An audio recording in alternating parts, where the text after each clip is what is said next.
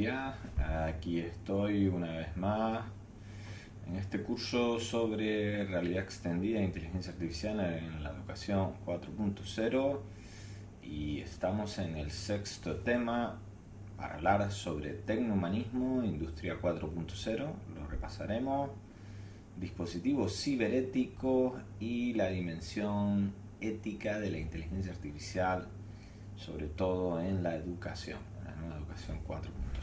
Bien. Bueno, lo primero es hablar sobre el tecnohumanismo. Os aconsejo que visitéis la web yanetica.com.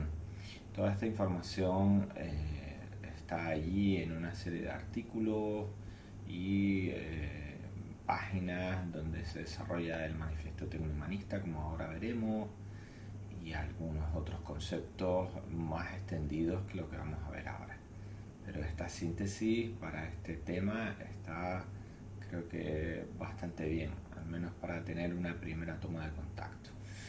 Bueno, el tecnohumanismo, tal como lo vemos nosotros, es la unión entre pensamiento y tecnología y surge de la aplicación de las ideas y tesis de las humanidades, de las disciplinas humanas, a las tecnologías emergentes disruptivas de la cuarta revolución industrial. Posiblemente se va a seguir desarrollando y sobre todo con fuerza en la década de 2020.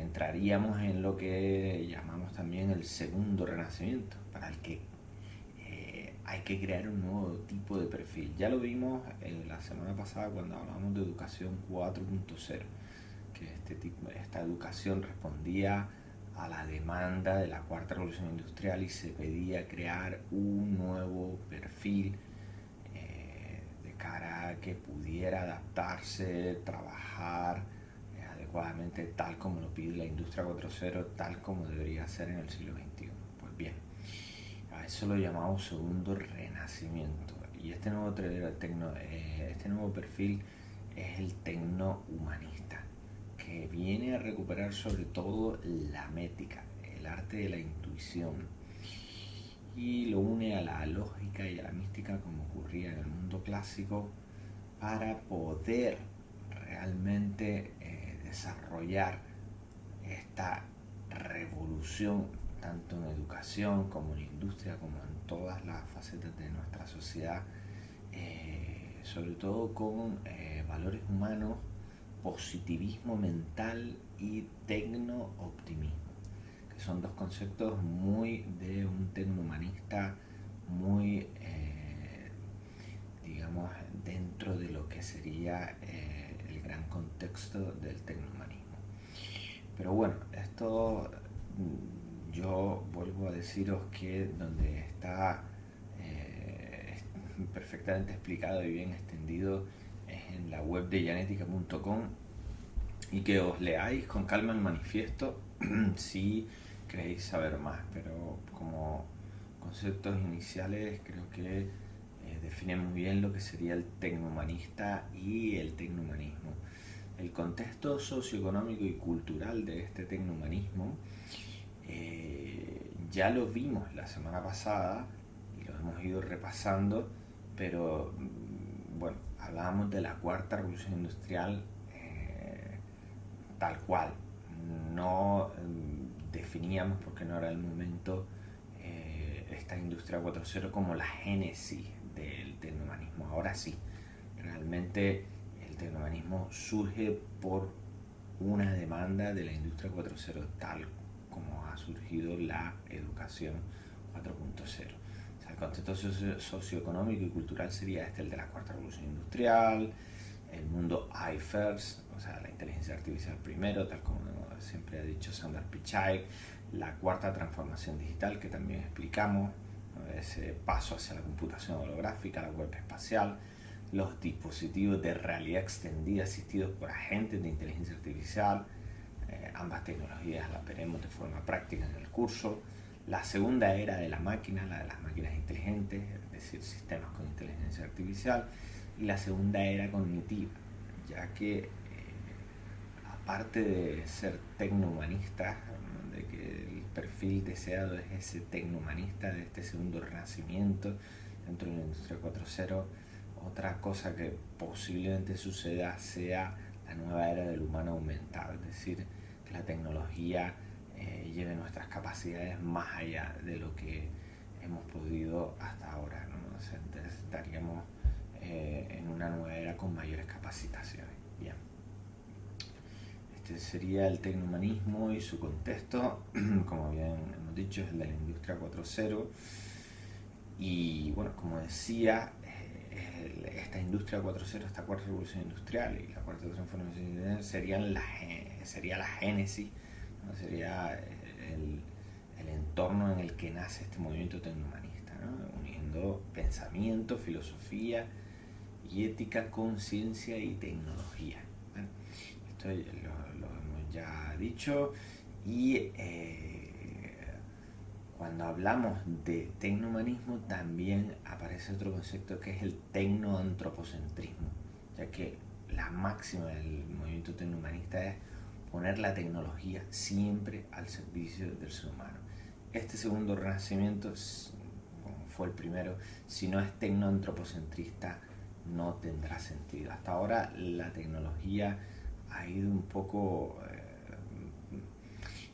desarrollándose según mandaba el mercado, ¿no? Decía, las corporaciones tecnológicas no han tenido muy en cuenta por el momento los aspectos éticos, los valores humanistas, y no se han dado cuenta hasta ahora, en los últimos años, de la verdadera dimensión de la revolución tecnológica. En la década del 2010, cuando nacieron todas las corporaciones actuales, las grandes, las MACFA, ninguno de sus creadores llegaron a ni siquiera soñar en lo que se iba a convertir todo esto y que iban a ser los principales protagonistas del siglo XXI.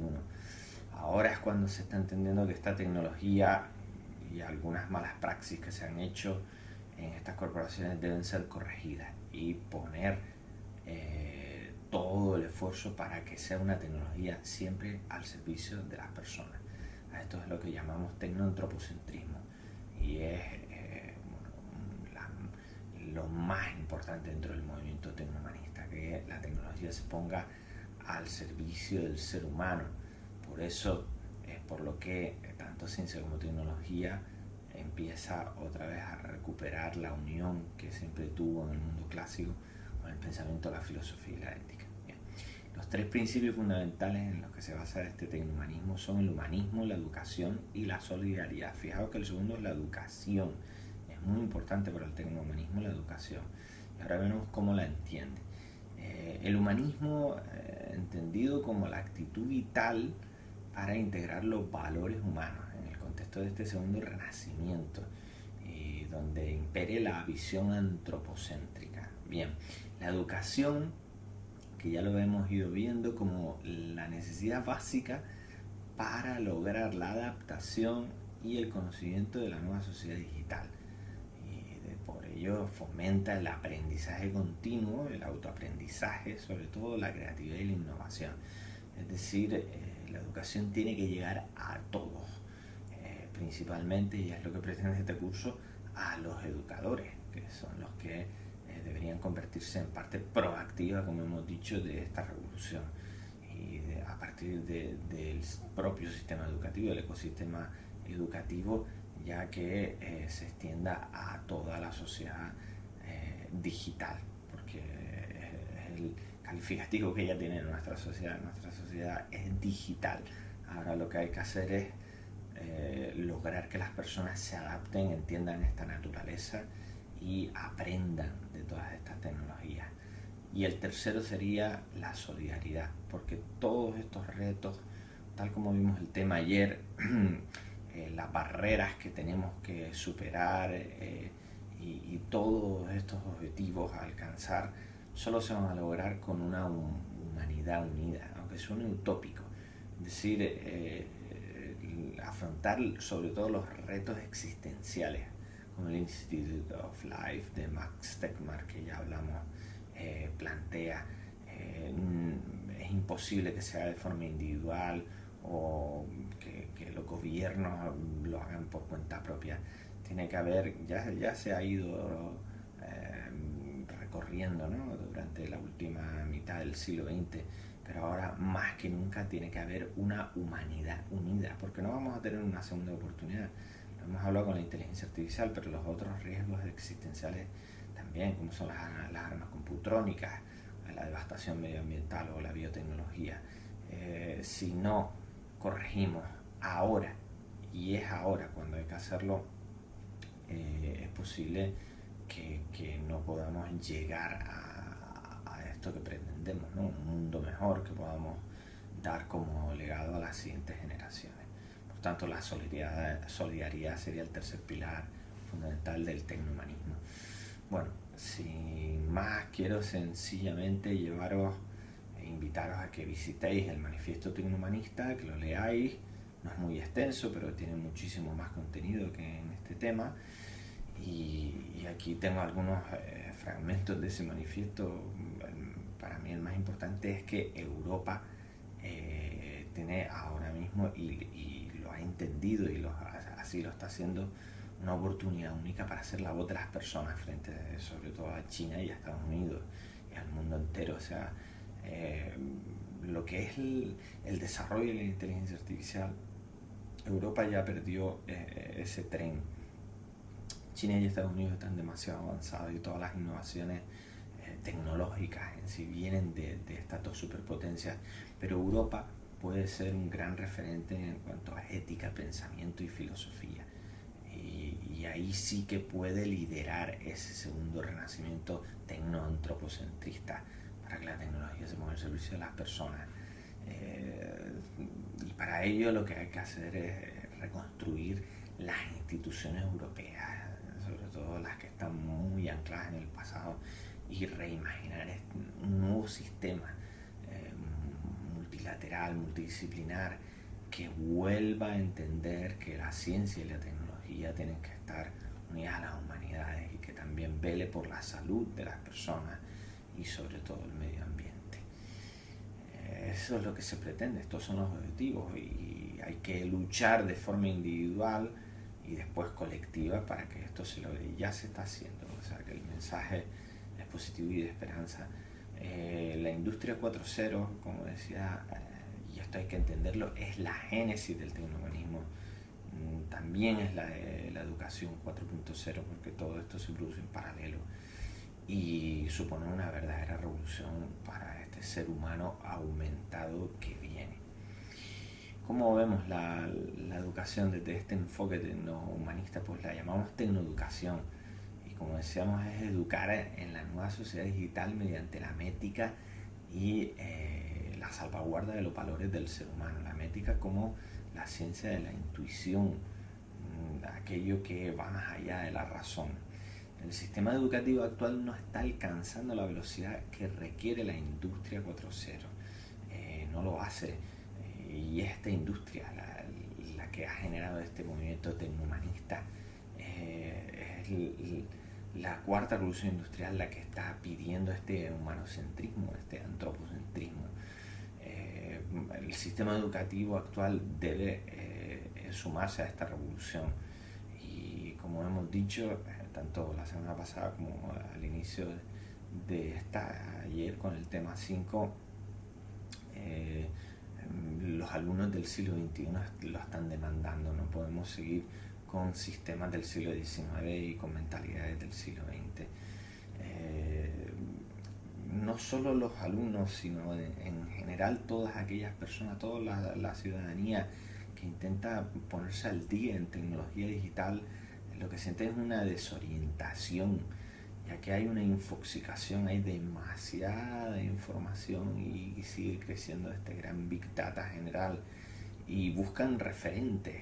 Por tanto, creemos que este punto de referencia puede ser tanto el Observatorio Llanética como el movimiento tecnohumanista, para que de verdad la ciudadanía acabe entendiendo esta nueva realidad y sean parte de la revolución tecnológica. A esto es a lo que llamamos tecnoeducación, educación desde el enfoque tecnohumanista. entendida, y vuelvo a repetirlo porque ya lo dije antes, como esa necesidad básica para que las personas, la ciudadanía, los alumnos, todo el sistema educativo acabe adaptándose, se logre y acabe teniendo ese conocimiento de la sociedad digital a través del autoaprendizaje continuo hasta el final. Es decir, nunca dejaremos de ser alumnos. La creatividad y la innovación. Ya la semana pasada vimos muchos más valores que eran los que se pretendían en esta nueva educación 4.0, pero estos tres creo que resumen bien cuáles deberían ser los valores que se fomenten, ¿no? Y es ahora cuando hay que insistir en esta necesidad de que la población, sin importar su edad o situación, debe aprender a usar los métodos, los sistemas y procesos característicos de la tecnología. No puede quedar solo en el ámbito de los tecnólogos, de los profesionales, sino todos debemos a nuestro nivel entender cómo se desarrolla esta revolución y por qué lo está cambiando todo. Y además no debería parar nunca este conocimiento, este aprendizaje. Debería ser continuo porque la tecnología cambia a una velocidad de vértigo. No nos queda otra que aprender constantemente y a la vez enseñar. Esto os lo digo a vosotros, educadores. Aprender para después enseñar y ayudar a resolver los problemas a los que nos enfrentamos en este siglo XXI a estas generaciones que son vuestros alumnos. Bien, y para ello esta educación debería ser sobre todo ética. Por eso quiero ahora explicaros qué son los sistemas y dispositivos ciberéticos. La ciberética es el estudio de la ética, el estudio filosófico de la ética relacionada con los entornos digitales y abarca el comportamiento del ser humano ante lo que las máquinas son capaces de hacer. O sea, la interacción humano-máquina es estudiada desde un enfoque filosófico por la ciberética. La industria 4.0 hasta ahora se ha basado en el desarrollo de sistemas y dispositivos ciberfísicos, que son aquellos que tienen capacidad computrónica, porque pueden computar y almacenar datos, hiperconectividad. Ahora va a haber una fuerte revolución con el 5G e inteligencia artificial. Estas capacidades son como se define, o sea, son parte de los sistemas ciberfísicos y es como lo define la industria 4.0. Y a esto el tecnohumanismo le suma la dimensión ética. Por tanto, los sistemas ciberfísicos se convierten también en sistemas ciberéticos. ¿Por qué? Porque aparte de estas capacidades empiezan a estar preparados para poder llevar a cabo todo lo que se está trabajando en regulación sobre la privacidad, la seguridad, la propiedad, los derechos fundamentales digitales, la libertad, evitar el sesgo algorítmico, minimizar la brecha digital, etc. Estos serían los dispositivos y sistemas ciberéticos, los ciberfísicos con esta dimensión ética. Y por tanto, esta dimensión ética aparece en la educación a través de la inteligencia artificial. Es decir, todos los sistemas, tanto de software como de hardware, en la industria 4.0, en la educación 4.0, en el aprendizaje 4.0, deberían ser de base ciberéticos. Y de todas las capacidades que enumeramos sobre los sistemas ciberfísicos, es la inteligencia artificial en combinación con la realidad extendida, mucho más potente, la que puede vulnerar los principios éticos definidos. Por tanto, recae en esta tecnología, en la IA, cuando hablamos de sistemas ciberfísicos y ciberéticos, donde hay que poner el mayor de los esfuerzos, no los máximos esfuerzos. En el tema anterior hablábamos de los retos y barreras a superar para conseguir la correcta integración de la I y la XR en la educación 4.0. Pues bien,